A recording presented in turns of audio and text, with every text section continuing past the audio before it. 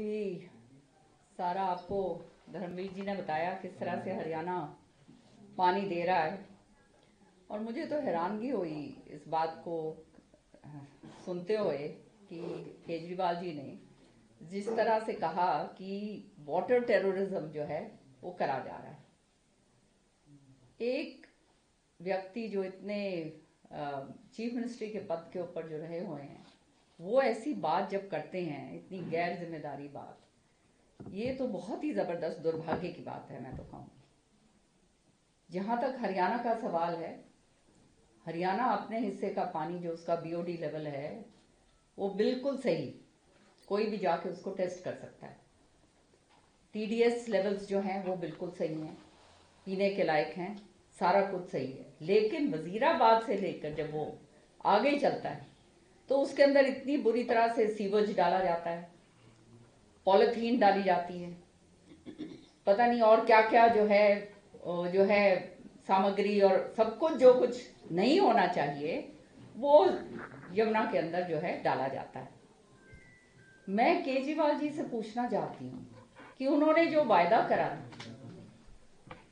कि इसके ऊपर हम जो है यमुना को बिल्कुल साफ करेंगे, आज वो यमुना का जो पानी है उसके ऊपर वाइट फ्रॉथिंग ऐसे होती है जैसे वहां पे वो, अगर आप जाके देखिए ना कि ये कोई बर्फ जैसे जमी होती है, इस तरह से लगता है।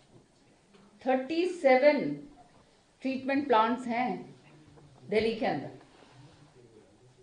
लेकिन केवल 17 जो हैं वो फंक्शनल है।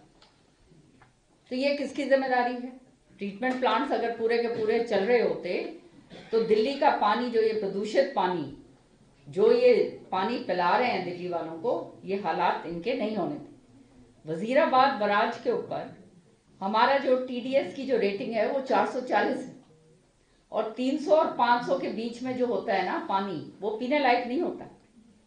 हमारा जो है 6 mg जो है पर लीटर बीओडी है वजीराबाद में, और उसके बाद आकर वो इतना ज्यादा बढ़ जाता है कि वो सचमुच में जहरीला पानी होता है। हमारा जब पलवल और नू के इलाके के अंदर जब वो पानी आता है हरियाणा के अंदर वापस, तो इतना प्रदूषित होता है कि हम आपको बता नहीं सकते।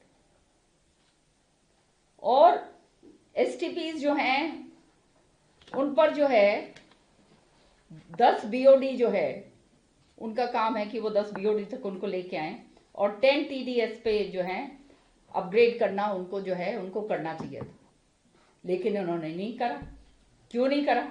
फिर कहते हैं कि दिल्ली सरकार कहती है कि हमने जो ये जितनी ड्रेन्स यमुना के अंदर आ रही हैं उनको ट्रैप कर दिया।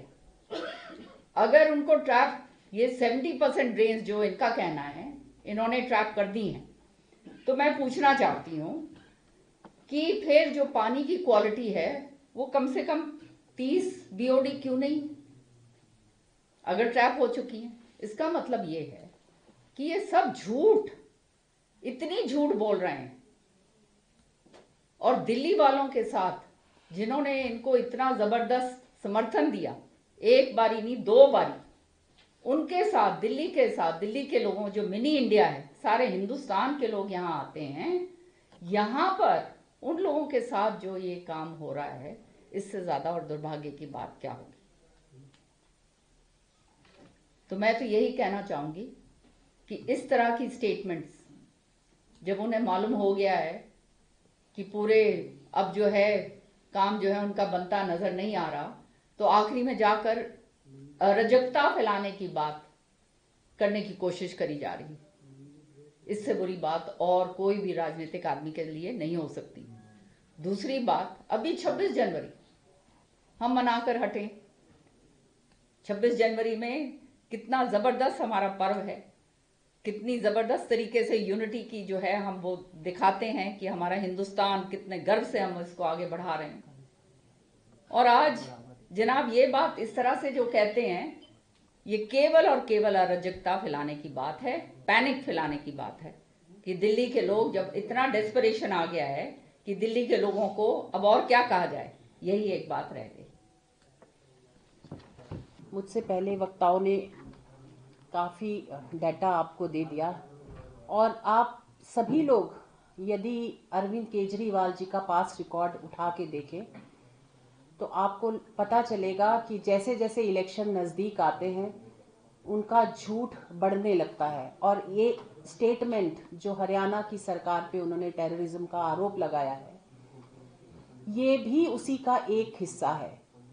जैसे ही उनको अब पता चला कि 10 साल झूठ बोलने से उनकी सरकार अब नहीं बच सकती, तो उन्होंने एक ये बड़ा आरोप सरकार पर, हरियाणा सरकार पर लगाया। हम सबको पता है ये नौटंकी मास्टर नंबर 1 है और इनका आजकल पूरे जितने भी आम आदमी पार्टी के नेता हैं, मैं कहूँगी ये नुक्कड़ नाटक पे उतर आए हैं और इनके जो शब्द हैं, शब्दावली है और नीचे की तरफ जाती जा रही है। पिछले 10 सालों में इन्होंने कुछ वादे किए थे, दिल्ली को प्रदूषण से बचाएंगे, और जब तक पंजाब में इनकी सरकार नहीं थी तब तक पंजाब से भी प्रदूषण आता था और हवा गंदा करता था। जैसे ही इनकी सरकार बनी, इन्होंने कहा कि पंजाब से नहीं, अब तो हरियाणा से ही केवल प्रदूषण आता है। ये एक एग्जाम्पल है कि कितना झूठ ये बोल सकते हैं। फिर इन्होंने कहा हम यमुना साफ करेंगे। ये 10 साल पहले का वादा है जो अब इनके वादों में फिर से है। इनके मैनिफेस्टो उठा के देखिए, 10 साल बाद भी वही मैनिफेस्टो है जो 10 साल पहले था कि हम दिल्ली साफ करेंगे। और दिल्ली साफ पहले म्यूनिसिपैलिटी इनके पास नहीं थी तो ये कहते थे कि ये भारतीय जनता पार्टी की एमसी है, इस कारण से ये नहीं है। अब एमसीडी भी इनके पास है, तो अभी दिल्ली का अब फिर से ये नेक्स्ट इलेक्शन का मैनिफेस्टो है कि दिल्ली सरकार साफ करेगी जीतने के बाद। इन्होंने 10 साल तक क्या किया? हमेशा आरोप लगाए या तो सेंटर गवर्नमेंट के ऊपर या फिर हरियाणा पर या पहले पंजाब पर भी। अब पंजाब से प्रदूषण भी नहीं आता, अब केवल हरियाणा से प्रदूषण आता है और पानी भी हरियाणा गंदा दे रहा है। अगर आप इसका पूरा देखें तो वजीराबाद तक पानी ठीक आता है और ये जल बोर्ड ने भी, दिल्ली जल बोर्ड ने भी कल के स्टेटमेंट में ये कहा है कि वजीराबाद के बाद क्योंकि सीवेज का प्लांट जो अनट्रीटेड है उसका पानी जाता है, इंडस्ट्रियल वेस्ट का पानी वजीराबाद से आता है, वहां पर विंटर्स में ऊपर से पानी कम आने के कारण जो डाइल्यूशन होता है वो कम होता है। इस कारण अमोनिया का जो मार्कर्स हैं वो ऊपर चले गए हैं। ये अगर इन्हीं की सरकार के अंदर आता है दिल्ली जल बोर्ड, और वही अगर ये कह रहे हैं और उनकी बात को नकार करके अपना ये स्टेटमेंट दे रहे हैं, तो मुझे लगता है इनको जनता से माफी मांगनी चाहिए, हरियाणा की जनता से माफी मांगनी चाहिए, क्योंकि ये केवल सरकार पर आरोप नहीं है, ये हरियाणा की जनता पर भी आरोप है।